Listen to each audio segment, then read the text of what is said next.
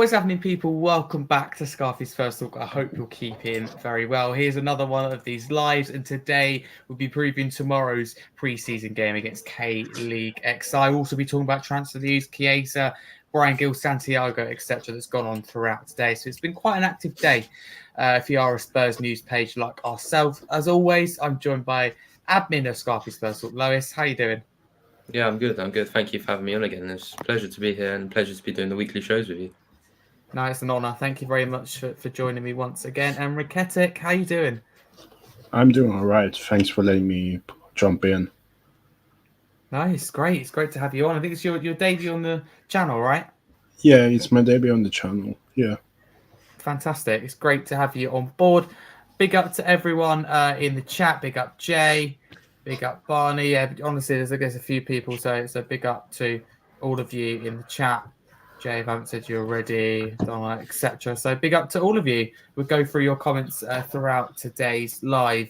If you're new to the channel, don't forget to smash that subscribe button. It's free to do so and it helps the channel grow. It'll be massively appreciated. The aim, 2,200 subscribers before the season starts. A little bit ambitious, but that's what we do here at the channel. So, 3 weeks to go or so, a little bit less. So we can do it. So thank you very much for the continued support. We will crack straight into it. I do want to touch on the transfer news first. Lois, I'll kick it off with you because today the club announced this afternoon that they have reached an agreement with Spanish second division side El Getafe for a permanent transfer, Iago Santiago. So do you think, firstly, it's the right move for him? And does this come as a little bit of a surprise for you? A bit, yeah, because I thought he actually had a future at our club. He was brilliant for our under-21s. I heard last season, so it's a bit of a shame. It's a bit of a shame to see him go. But look, obviously the club didn't maybe see a future with him here. Maybe they focused on youngsters such as Mikey Moore, Will Lancashire more. Maybe it was a bit of a shame, but I think for his career, it's probably definitely the right move. Yeah, I'd agree with you. I think it's the right move. It's sad because it was along there with a lot of names that were hyped up a lot.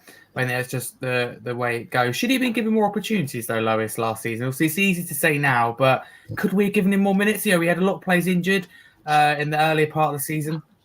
Yeah, I think he definitely could have got some more minutes. I think, as I said, it's a bit of a shame to see him go because I thought he was a good player. He's definitely one of our key players last season with our under-21s winning the Premier League Cup. So it's definitely a shame to see him go. I think he could have got more minutes. Maybe could have come off the bench. Maybe impacted the game in the FA Cup or maybe the Carabao Cup against Fulham away last season. I mean, you never know, but I think it's a shame to see him go. Yeah, Rinketta, do you think it's a shame, with the Santiago news? Because we all thought that he'd come into the first team at Spurs, he'd do very well. So I think it's a bit of a shame, but also do you think it's the right move for him where he's going? To be honest, I'm going to be a bit of a flip-flop on this question, say yes and no. Because from Santiago's perspective, wasn't he on the bench quite a lot, at the end of the season? Yeah, and and he got no minutes, or he might go on 2 minutes here and there, but he got more or less no minutes. And then people hyping up players like Donnelly, Mikey Moore, but you never heard his name getting mentioned at all. If we're gonna be honest, he wasn't mentioned, and then you'd be thinking what can I do to progress with my career? Because I don't think he wants to stay in under 21s. I think he wants to. Okay, I'm not saying he would be the next Messi, Ronaldo, but that's his aim, right? To win and to progress, and he can't do that while he stays at Spurs. But it is a shame because we keep bringing players like Timo Werner for a second time and others while we let these youngsters sit on the bench and do nothing. Yeah. No, exactly. If anyone wonders why we're laughing at it and can't see, we've got a fake I saw that account in the chat. So no, I think that's great. Rinketic, actually, I'll come back to you. If you were Angela last season, as I said to Lois, it's easy to say now, but would you have given him more opportunities? You mentioned there, and you're right, he was on the bench a lot. Would you have brought him on? I look at Sheffield United when the game was done earlier in the season when we had injury crisis. Would you have given him more opportunities, more minutes? Yeah. Why not? Because someone said it quite well. Like the other day, I forgot who, but we have seen how much Timo Werner has given us. Like how I'm bringing up Timo Werner because, like, yeah, he played like most minutes, but like we have seen how much he gave us while we still benched a young guy like Santiago, and he was on the bench, and you'd be like, why? And I believe like this is partly Ange's fault because if he doesn't like give all these youngsters time and yeah, if he doesn't give all these youngsters time, like it will be a downgrade like in the process for them to develop. Yeah. So yeah, like even for example, like people bring up that Man City game, like yeah, if we win, we get Champions League, but Man City are still like one of the best teams like in the world. If he even got like 10, 15 minutes in the end of the game, like he would have been pretty happy. Yeah. No, I agree with you. I think there's chances to do it last season as well. But as I said, it is easy to say now in this position. There's a lot of youngsters that you could have argued could have got more minutes. It's how you juggle that and deal with that as a manager. That's a tough bit. But ultimately, probably what you get paid for as well. Those substitutions are a big part of a manager's job. I want to move on to next Brian Gill because there's a quote that came out today from him on his move to Girona on loan. He said, I can't be at a club where I don't get minutes.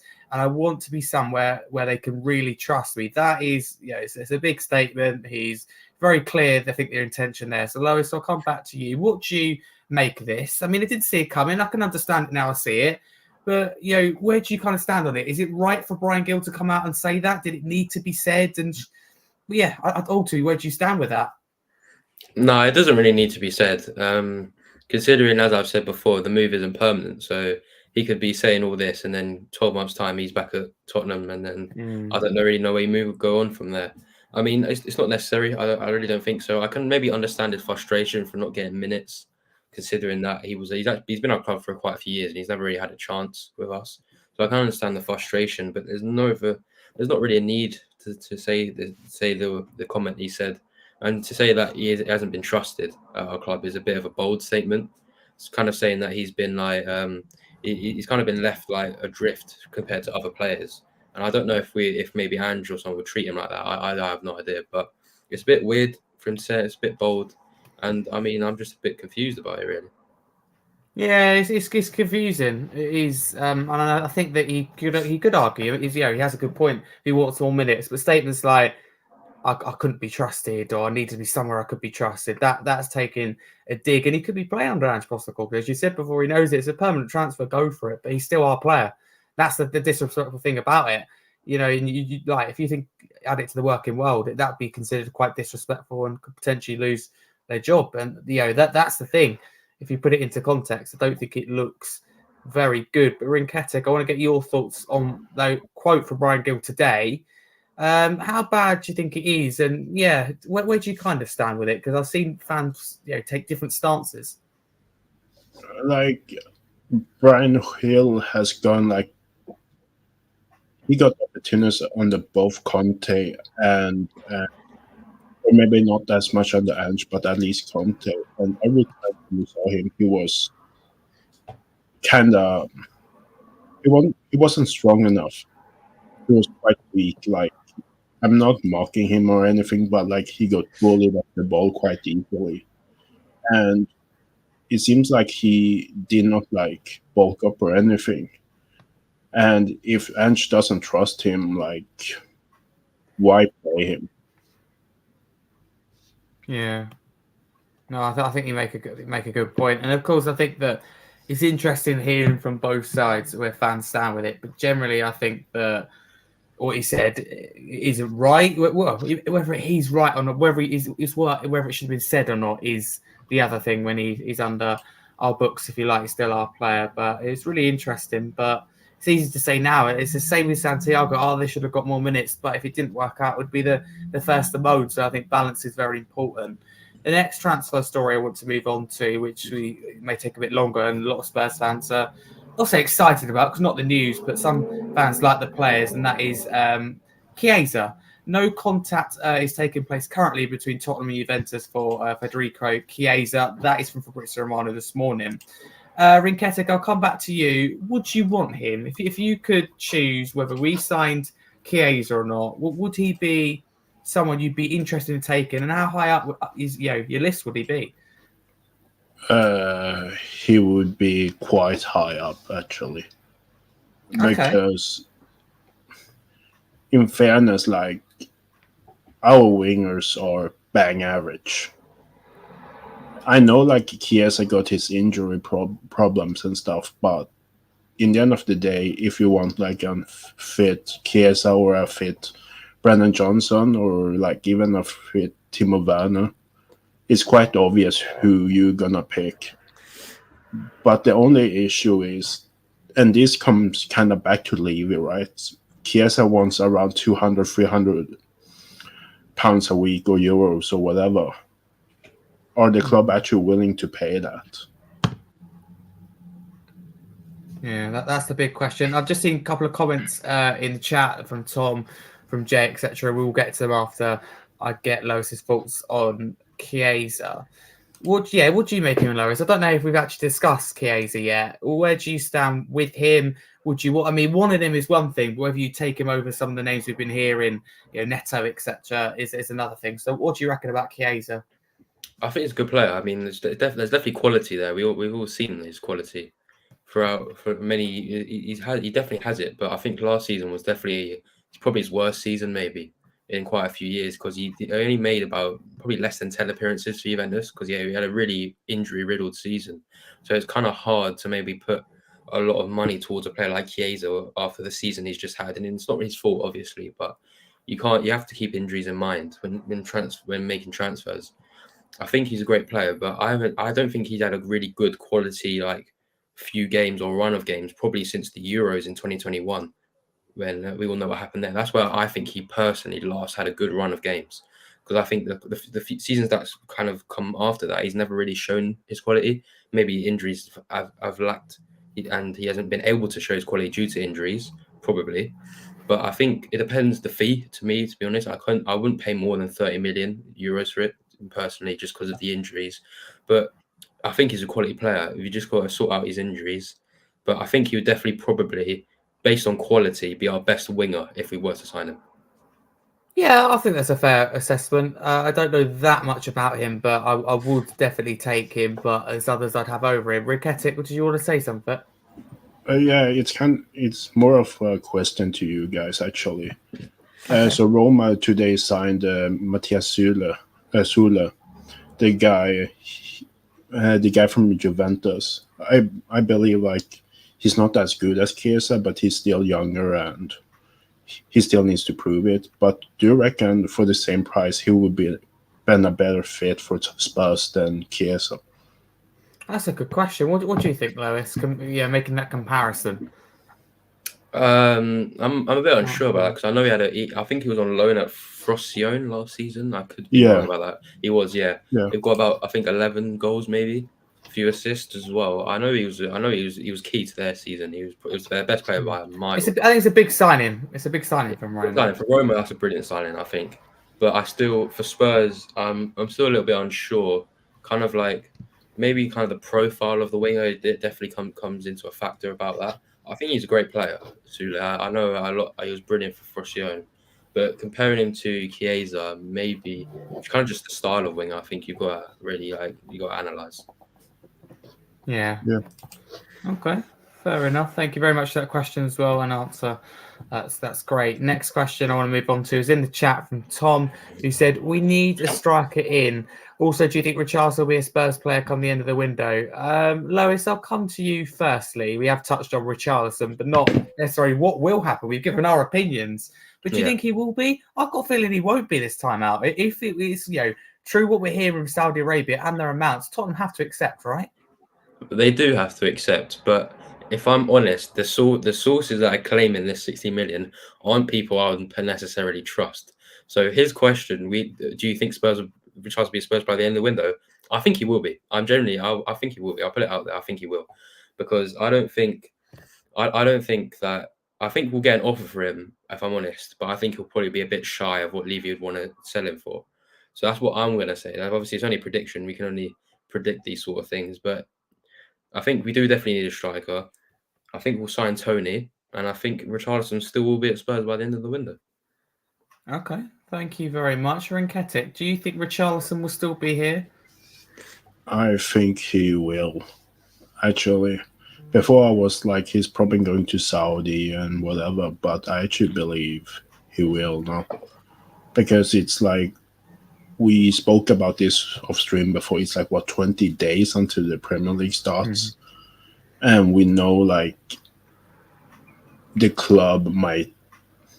The problem is, if Richarlison leaves, like, let's say today, tomorrow, we don't need one striker, we need to sign two.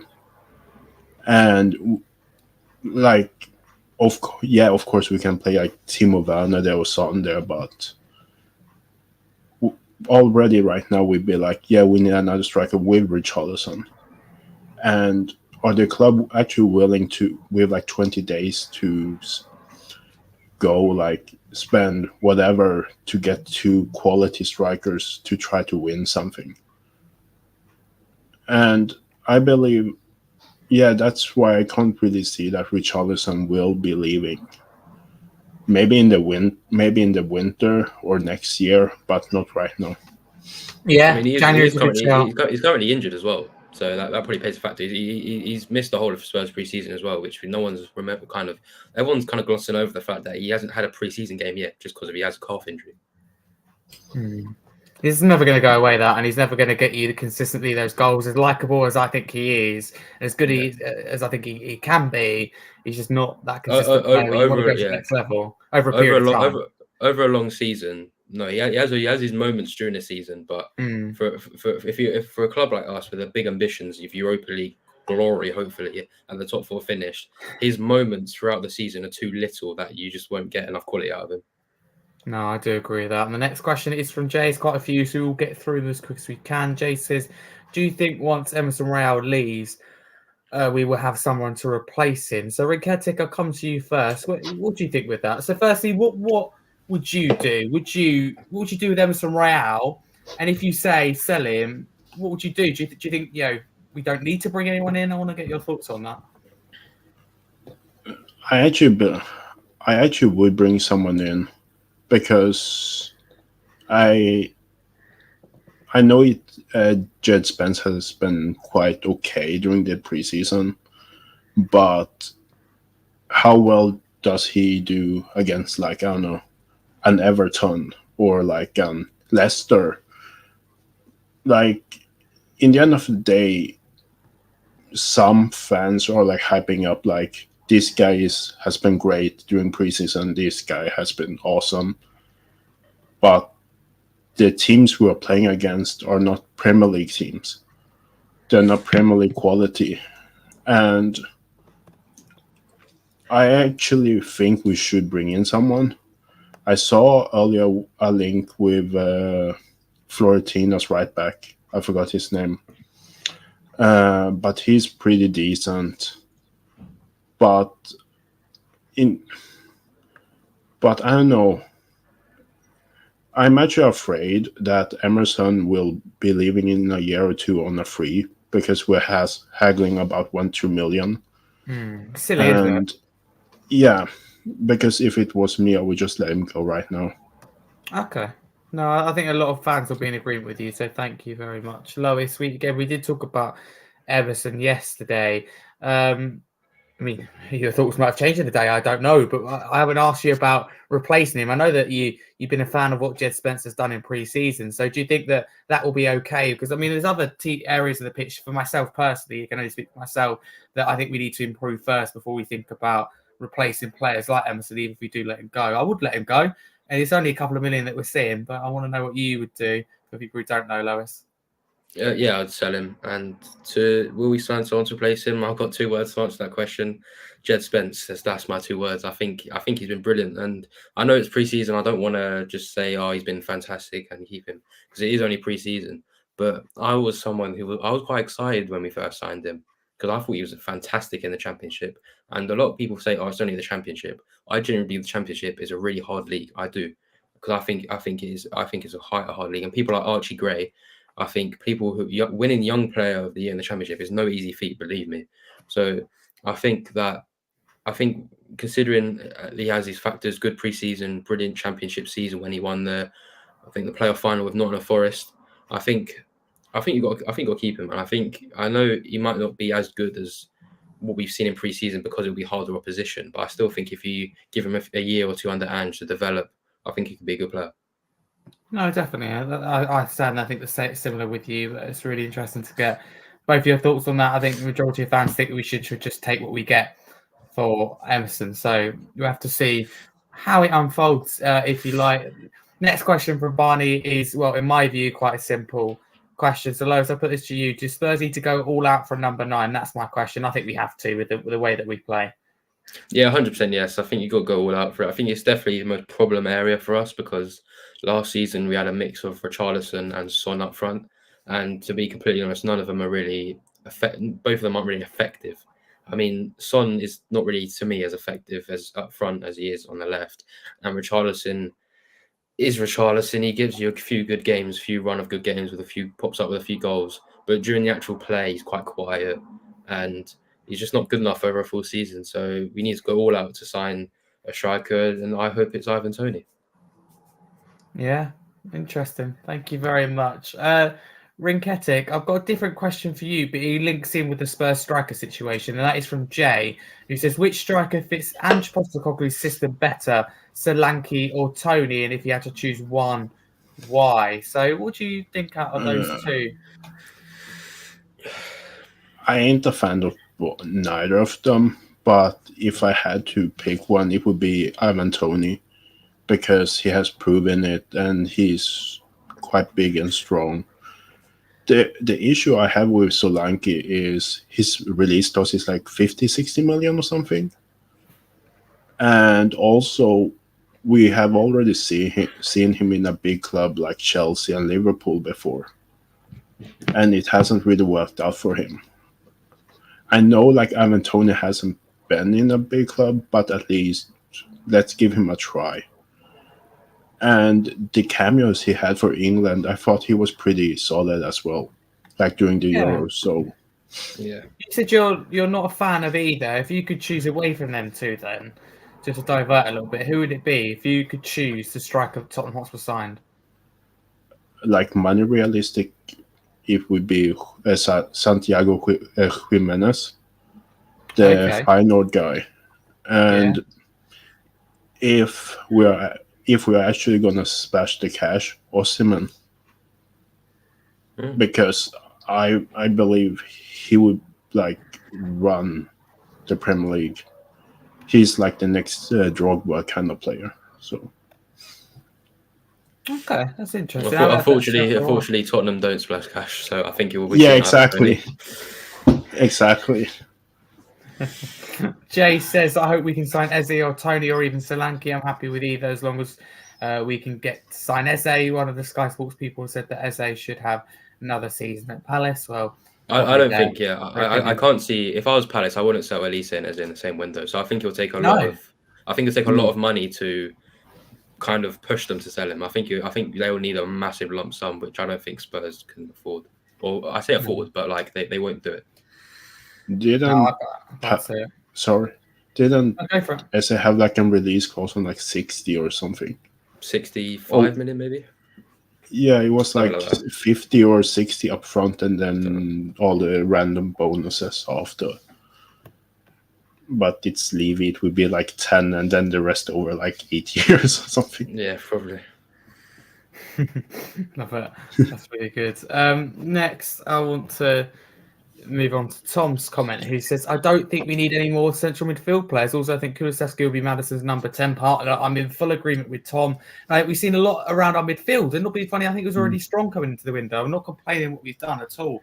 It's really, really strong. We have to focus on that front three because whatever way you like it, and I've defended our front three a lot, and I like individuals in that. But Werner, Johnson, and Richarlison, let's say, is our front three. I don't think it will be. But it's not going to scare teams like Manchester City and Arsenal, who you're trying to close the gap to, or Aston Villa, who you're trying to finish in front of. That's the thing. And by putting a couple of names in there, you can shake it up and sound very exciting. All of a sudden, it could be Neto, Son, and Tony, and that sounds like a whole new, really strong front three. So I personally completely agree with Tom. Lois, you look like you're in agreement. What do you think about Tom's comment? Because I think he's absolutely spot on. It is spot on. I think the midfield situation, is fine. I mean, I'll name them now. Basuma, Archie Gray, Papstar, Bentancur, Maddison, Kulusevski. The list probably goes on. I'm forgetting someone. Yeah, Bergvall, exactly. I'm forgetting people. That's how many we've got. I don't think we need Son anymore. A lot of them are quite young. You obviously Papstar, Archie Gray, Bergvall. It'll give you a lot of years. I think even we've seen it. Kulusevski's been pushed into the midfield. We've seen it before. Maddison could probably play behind Kulusevski if you wanted to, or either way. We've got so many midfield options. They're kind of endless, to be honest. So I think people say, well, do we still need to sign players like Conor Gallagher or something? No, we need to. It's the attack. The attack is where the money needs to be spent. Absolutely, I completely agree. I think that's where the priority has to be from now until the end of the window. And it's frustrating that they won't get pre-season, but still, we have to improve that forward line, whether it be a striker or a winger. For me, I think we need one winger and one striker. I could settle, Lovis, with not getting left-back cover. I can go, we keep regular on here, or Davies can play that position. I think if we have anyone, I just want to see us. You could even shift Van der Ven out to left-back as well. Exactly. So I think we'd be perfectly fine with that. I'd rather us not do that. But it's like we're hearing links earlier in the window, like it's died away with another centre back. I was like, we've got Romero, Van der Ven, and Dracusin. Well, we should be focused spending this money on the forward line. It just like the Archie Graham, great, we've got him. That money could have been spent on Ivan Toney, not being funny, and I think that should have come first. I'm glad we got Archie Gray. But I don't know if that's priorities wrong. It's just a coincidence. But Rick Ettick, what do you think about Tom's comment about not needing any more central midfielders? Do you also agree? Yes. Like, I'm only saying yes because, like, if we are actually going to splash the cash, it has to be on number 9.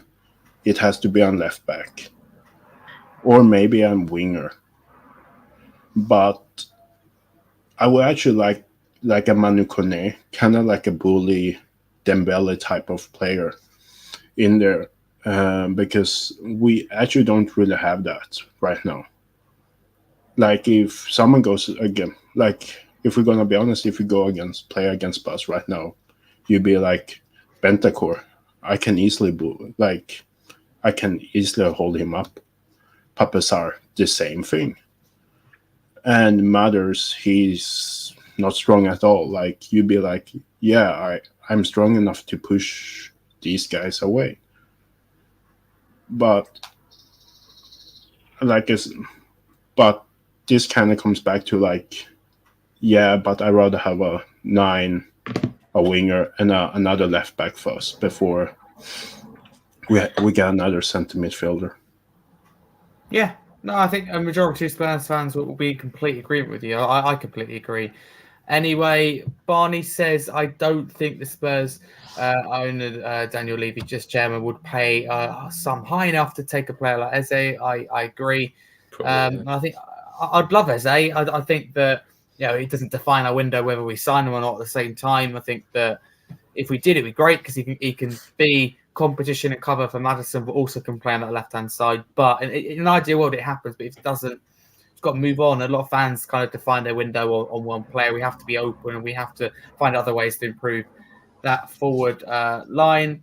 Big up to Villy in the comments and everyone else tuning in. I mean, Villy's been tuning in for a long while now, so do really appreciate that for several months. Tom says, Ivan Toney, striker, 40 to 50 million. Right wing, Pedro Neto, 60 million. Left centre back, Murillo, Nottingham Forest player, young and quick. I mean, that sounds great.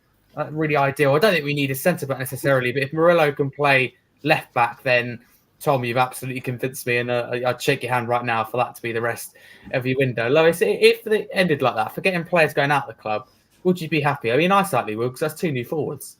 Yeah, 2-4 is a great window. Murillo's good he was a good player for Forest. He scored a halfway line screamer against us away when we played Forest at home, if anyone remembers that. But Yeah, he's nearly. good. He's good. I was sitting right behind the goal when it happened. But yeah, it's good. He's a good player. I just don't think the defense really needs a massive cash injection, because we've already got the 2 centre backs. I don't have to name them because they're just both quality. I mean, and it'd be hard to push them. We have Dragusin as well. And We players have like 3. Ashley, I'd say we have 3 top centre backs. yeah, we do, and Yeah. players, and I want to see a bit more of Ashley Phillips maybe as another one, because I don't really think the cash injection needs to be in the defense.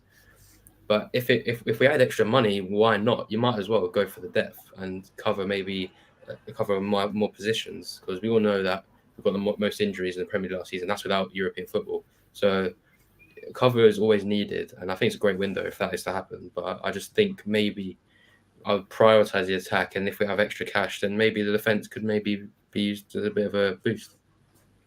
Yeah, definitely. Sticking with you, Lois. Billy says Oliver Skip, which position he's going to play, and so I'm trying to think On the of another bench. word. On the You bench. on the bench, No. yeah. Would you? Well, Would you go? he's not playing left centre back, that's for sure. Yeah, exactly. Diverting from Billy's comment, if you could choose, would you keep Oliver Skip at the club or not? Obviously, he's homegrown. I mean, it looks like you're going to say no, but let's say you had to keep him here. What position would it be? I know you don't want him to be in that defence. Don't blame me. If I had to play him, then he'd probably have to play as a midfielder, as a 5 maybe, but I don't know. I wouldn't play him. I just don't think he's good enough. I think, I hate to say it, but I don't think he's good enough. I think we just got to do like what we did with Harry Winks, just ship him off to a championship team, maybe hope he gets promoted, and just be one of the best players or best midfielders in that championship team, because I don't think he's good enough for the Premier League. Fair enough. I think that it would make sense. Definitely for the player, you've got to think that player first team and take your Spurs head off. Tom says, I'll answer this question first. Do you think Brandon Austin can be strong enough if Vicario is back up? I think yes. I think it'll talk 3 or 4 years' time. If we become this juggernaut under Ange Postecoglou, which would be great, and we're fighting for finals and that, then you need 2 strong goalkeepers. I think Manchester City have got that. We've seen other teams try to do that. I think Chelsea tried, but it didn't work.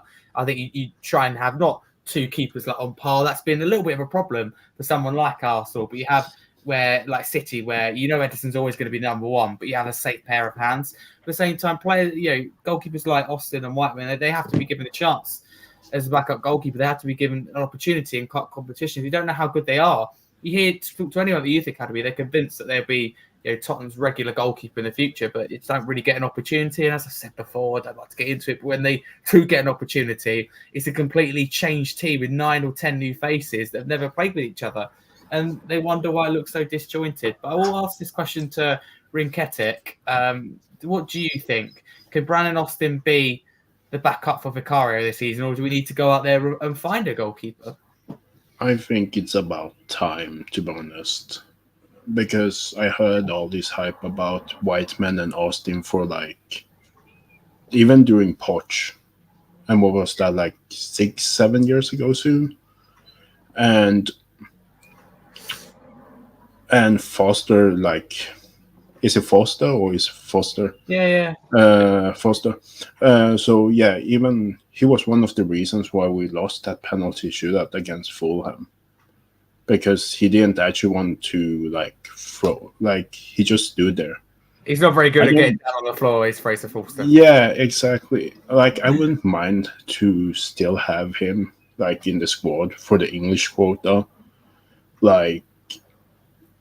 Man City, they have what's his name, Scott Carson, but I believe Austin should be our second goalkeeper in the coming season. At least give him a try against certain teams, and if it doesn't perform, we should find a second goalkeeper. Yeah, I think that's a really fair assessment.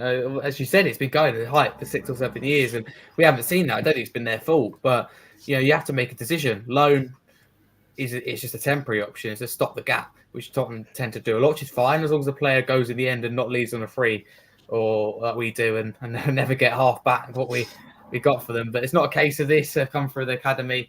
But I think if it not be funny, and I love Spurs season ticket holder on that, and maybe more than some players do if they didn't come through the academy that are not local, etc. But like from Tottenham, but I just think from their point of view, you're thinking first team football, which they can get, I think, in Championship, League One, or if they want to stay in this country, they haven't got to move drastically with their families about if they have them. I just think that makes sense. If you're not being funny, you're someone like Oliver Skip, I'll be pushing to a move to the bottom of the Premier League, or as Laurie said, in the Championship. Harry Winks, who's in the Premier League again next season, he gets to play Tottenham. It's a lot better than being stuck on the bench, and that just maybe they are. Maybe they do push. Maybe Oliver Skip does push, but we don't see what goes on behind the scenes. That could well be the case. But before we get on to tomorrow, the team, the lineup, the team update from Ange Postecoglou, which he delivered his press conference this morning. I want to focus one little segment before we move on from transfers, and I'll kick it off with you, Lewis. You're just going to be brutally honest with you here. Do we need to stop signing players for the future and give Ange the tools with the first team? And of course, the depth comes under it. We need to improve this first team to get, because Ange Postecoglou's system requires a lot. So do we need to focus and give him the tools in that first team? It's all good planning for the future, but we want to do well now. Yeah, 100%. I think we're signing players that aren't going to be in our team. Maybe players like Moon Hyuk Yang. We probably won't see him for another 3 or 4 years, probably, which is maybe a little bit of a worry. But one thing I will say is that I think Ange Postecoglou does like using youngsters. He likes to develop youngsters. So when he's seeing Archie Gray walk through the door, Bertha walk through the door, that probably puts a smile on his face more than seeing a 25 or 26-year-old walk through the door, because he can mould that player and he can change how they play. He can just develop them more, if you get what I mean. I think he's more catered to working with youngsters than he is to already proven players, if that makes sense. But I still think our squad needs developing. Our squad needs a real player that's already who's going to walk into your team. Players like Ivan Toney, who definitely is a player that just walks into our team. But Ange Postecoglou does like to use youngsters and push them up through his system. And there's absolutely nothing wrong with that. In fact, it's a good thing. And I think top managers improve and work with young players and get the best out of like the Dele Allis or whatever it may be. I think a top manager like Marcus Silva, I think, will get a lot out of Emma Smith Rowe, for example. I know he's Arsenal, but hasn't got a lot of minutes. That type of typical kind of answer. I think that young players are very important and their future is very, very important. But the way I look at it, right, is we finished 5th last season. And we play at the moment, it looks like pretty much the same 11 that we had available to us at the start, the majority of last season, apart from the injuries. But Aston Villa, I think they've improved their starting 11. So if you think about it logically, we won't go any higher than 5th unless someone drops off, because that's the same team.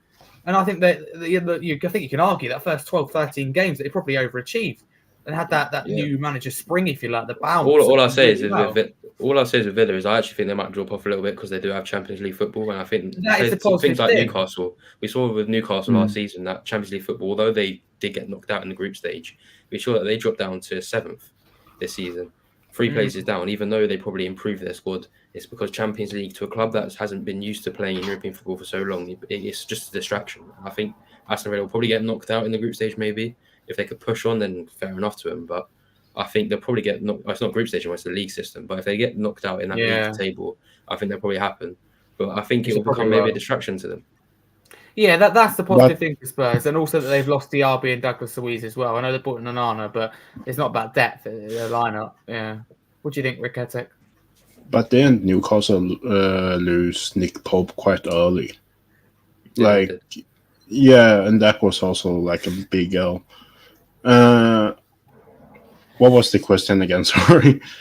No, it's fine. No, it's not a problem. I was just generally thinking, like, where you stand on. We also gone over young players, but the youngsters, the first team, and is that you fully prioritise? It's hard, isn't it, to get the balance, because you want to be beating teams and doing well in the future, but at the same time we want to improve, and like Aston Villa as well is what I want to touch on. What do you make of them? And like Lois said, they're losing players, but also they're signing players. Champions League should be a big thing for them and should see them sink like it did with Newcastle and Man United. No, I believe that the youngster question from before, like, it's important to have quality as well. Because, like, the new Korean kid we just signed, when he comes in like December, he will be like, oh, Sonny, he's my idol. I want to learn from him. I want to be as good as him. But that, and for example, Donley and who else, they'd be like, oh, Madison, I want to be as good as him. There's the issue I have right now is the striker position, because like this is no disrespect to Richarlison at all. Like he's an average Premier League striker, and he won't be that like top next level. And Will Lancashire and won't be like, oh, I want to be the next Richarlison. He probably wants to be better. He wants to be I don't know, the next like Holland or something. And if we don't have like a high quality striker, Will Lancashire will be like, yeah, yeah, you get my point. Like he wants to have like an idol in the squad that he can like become, or maybe even better in the future. And I believe like the number 9 position, like, is like I said before, like, no disrespect, no one wants to be the next Richarlison. No, I think that's very true. They've got Harry Kane to look up to. No, I completely agree that they've lost that motivation. But part of me thinks it should be more motivational to go, look, there's no Harry Kane, I'm going to be Tottenham striker. If I'm Valise, I'm Dane Scarlett in particular, by the way, or Troy Parrott, I know he's not here anymore, but you'd be going, this is my chance. Kane's gone. I'm going to show Tottenham they don't need to sign a striker. They don't need to spend big on a striker. I'm here. I'm ready to go. Give me an opportunity. So that's the way I think looks at it. But I think Billy makes a good point. The Spurs squad needs competition in every position. And as of now, there is no competition for some positions. Number 9, for example, and the starting 11 isn't good enough to fight for top 4. I think if we keep it as it is, it's sixth, around about 6th, 7th, to be honest with you. And I don't think that's me being negative. And I do, maybe it sounds silly, and it does when I say it out loud, but I am a little bit worried about Crystal Palace. If they can keep hold of their centre-backs, keep hold of Eze, they've done really well that second half of the season under Glasner. I think they will push for the outside positions of Europe. I think Man United will have a better season, Newcastle as well. I'm not worried about Chelsea. I think that's one thing we can all agree on. I don't think we have to worry now anyway. No, I don't say that, because I actually think Maresca will actually do quite well with them, if I'm honest. Do you? I think I'll give it a year. I think it's a project. But the thing is with Chelsea is that if they're not good, if they're not in the top 4 by December, they'll just sack him, which is their problem. They need to go over that. I think he'd be gone by Halloween. If I'm totally honest with you, I think he'd be gone. I think he's a manager. I think he should have stayed. If I was him, I would have stayed at Leicester for at least another season before moving Absolutely. to Absolutely. They nearly threw it away with Leicester. Leicester nearly threw it away at the end, and they expected to come up and win the league. So maybe he's a good manager. I don't know that much about him, should I say, rather than his time at Leicester before that. I know that Leicester are very keen to get him. I know that Chelsea obviously brought him in now. So we have to see how that goes, actually. But I think he'd be one of the shortest 7 managers. They always give managers 5-year contracts and then sack them after a year. So they're still paying off Graham Potter right now. That's what I'm saying. Yeah. Well, surely you play it safe and go with a short contract. But I think it'd be just a bit longer than Frank de Boer at Crystal Palace. I think it's going to be another one like that he's gone in 8, 10, 12 games. I think it's going to be really brutal. But I do want to move on to tomorrow's game, because I'm just giving a fitness update, a squad update, injury update, if you like. Timo Werner is available again for tomorrow's game. That has been available recently. Ashley Phillips is a doubt and will be assessed, but it's only something minor. Richardson's still a few days away and will be unavailable. Dragusin is back in training, and also a doggy is returned to training today, but neither will be ready to feature. The doggy obviously being that little bit further away. Rinketic, I'll come to you. Who do you want to see get some minutes tomorrow in particular? And I ask this question to a lot of people, and some people go, your Matters, your Sonny's, your top players. But I always think of pre-season, I think youngsters that, like, we were talking about strikers. I mean, Dane Scarlett could blow us away. Will Lancashire could blow us away. Valise, is there anyone in particular that you want to see that you want to know a little bit more of, or you're keen to sell, but you want to give them one last chance? Mikey Moore from the start. Yeah, because I actually believe if he doesn't start tomorrow, he won't start against Bayern. Like on, when is it, Saturday, Sunday? Yes, And and it's like we have like Bayern 2 more. After this, we have like Bayern twice, and then it's Leicester, right? So I actually believe like if Michael Moore doesn't play tomorrow, he won't start. Like Ange doesn't believe he's good enough for the Premier League. Yeah. No, I think that's fair enough. Lois, this game, is there anyone you want to see in particular? I want to see a bit more of Kulusevski in that number 9 position, just to put it out there. I want to see more of Jed Spence. There's other players that'll be. I want to see Timo Werner. There's at times a few questions about him, and I really liked him and defended signing him on loan, but I'm now down in that position a little bit. I want to see a little bit more what he can offer. I don't think he should be a starter, but we'll have to see how that works. But what do you think? Anyone else in particular you want to see? I'm I'll gonna name Jed Spence. I've got a feeling you were going to say Jed Spence. So I'm not, but I'm going to say someone else, and I'm going to keep. I'm going to bore you. It's going to be Archie Gray, but I want him in the midfield. I want him in the midfield. I want to see. That's what I need to see because you know he's going to start centre back again. You said that last time. He probably is because my face when I saw that he was centre back again. I was like, Dragusin is not. Dragusin ain't playing. Ashley Phillips is a doubt, so this only leads to Oliver Skip and Archie Gray at centre back again. This cannot be. But, it put Emerson and Skip there, won't he? Yeah, but Emerson should be walking out the door in a week's time. Why are we playing him in pre-season? I don't know. Increase his value. So you've got to think like a chairman, you see. Yeah, you say increase value. It's decreasing value. Wow. It's decreasing value. Wow, that's very true, actually. But I want to see Archie Gray in the midfield. I want to see Kulusevski. Maybe not at the number 9 because we know he's not going to play. I want to see him on the right. I want to see or in the midfield. Wherever Ange wants to play him is where I want to see Kulusevski. Maybe a bit more of Jamie Donnelly, just not at left back, unless he's now become a left back out of nowhere. But maybe him, maybe Jed Spence said that I want to see more. But I just want to see more players like Maddison, as you said. I just want to see our first team go out there and really show that we've got a good first team. I know it's only the K-League All-Stars, which, as being the K-League All-Stars, they're not a real team. They're just the best 11 of the K-League, really. So they're not going to be gelled or whatever. This is just it's just an exhibition match for them, really. So it's nothing for them because they never played with each other before. So really, to me, I think we just need to get I think we just show that our first team can rip a team like this to shreds. If I'm honest. Yeah, I completely agree. Lois, I'll stay with you. What is your predicted score for tomorrow? I'll go 4-0 Spurs. Why not? I think we need. As I just said, they never play them. They're just like the best players in the K League, just thrown together. So we will see Min Hyuk Yang, our new signing. He will be there. I believe he's there. So he will be in that K League squad, whether he's starting or he's on the bench. I don't know, but he will be there. So we might see a cameo from him. But I think we just need to just show that a team that they're not even a team because. Just a group of players that have never played with each other. I just want to see our best 11 and our best youngsters go in there and just put out a real performance and just show that how good we actually are. Yeah, no, absolutely. Yeah. No, I completely agree. Rinketic, what do you think about predicted score? I'm going to go with 5-2 Spurs because we always score goals. We always let goals in as well. So I'm going for a high scoring game. What will be your score prediction? I would say 4-2. I think they might counter us. Like, no disrespect, but I know no one from that K League.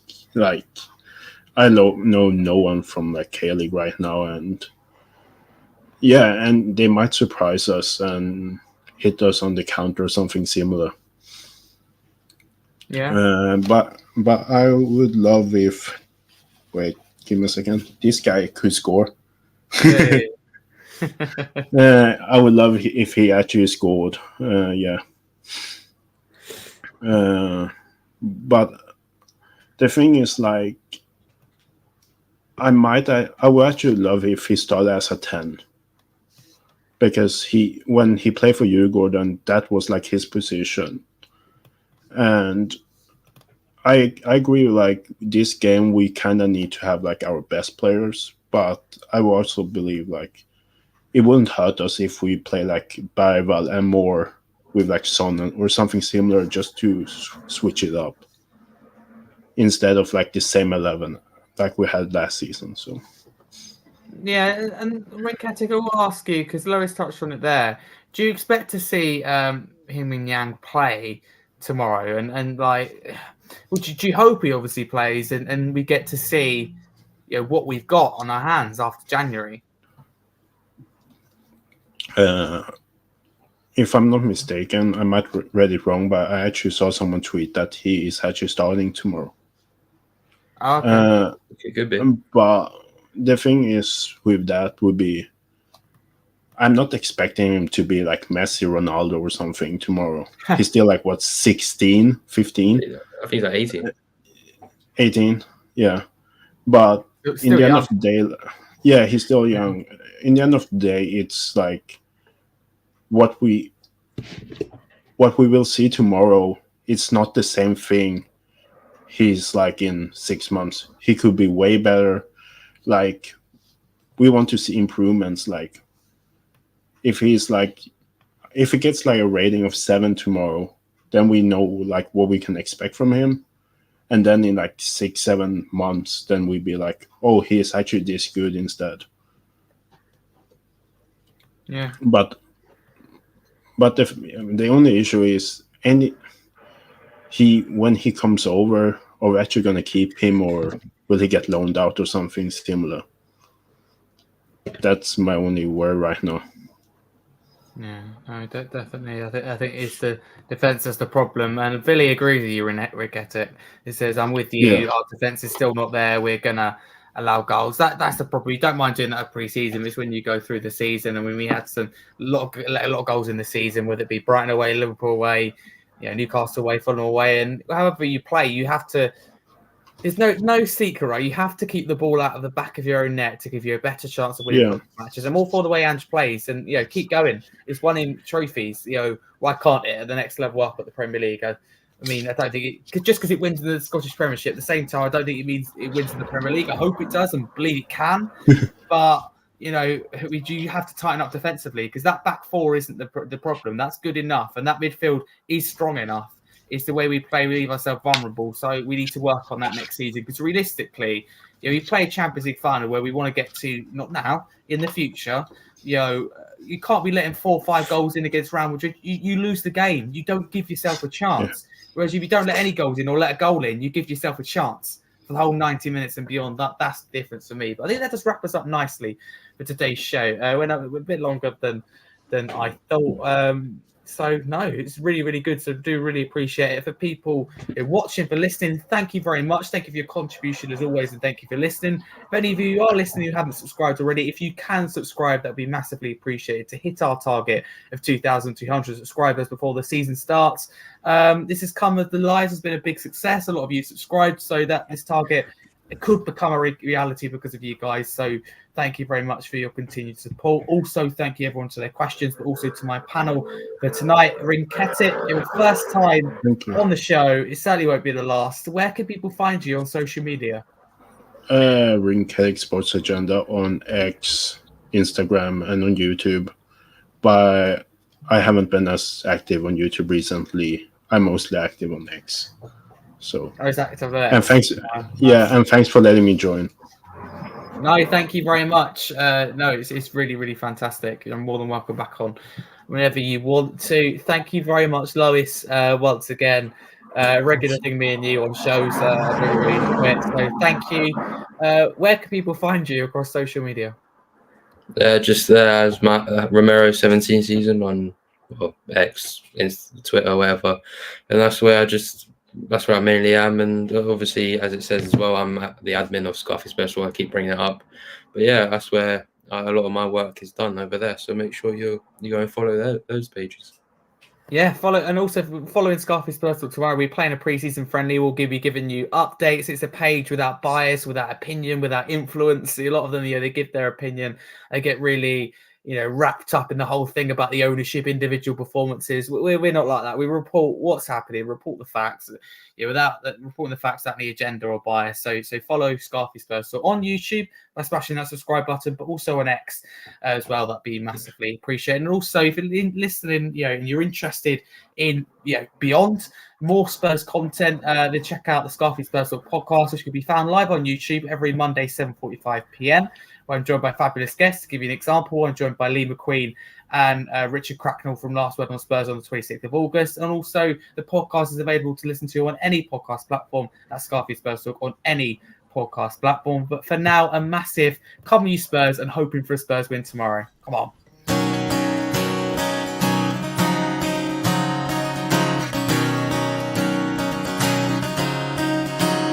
You were working as a manager at Celtic Park when we met you.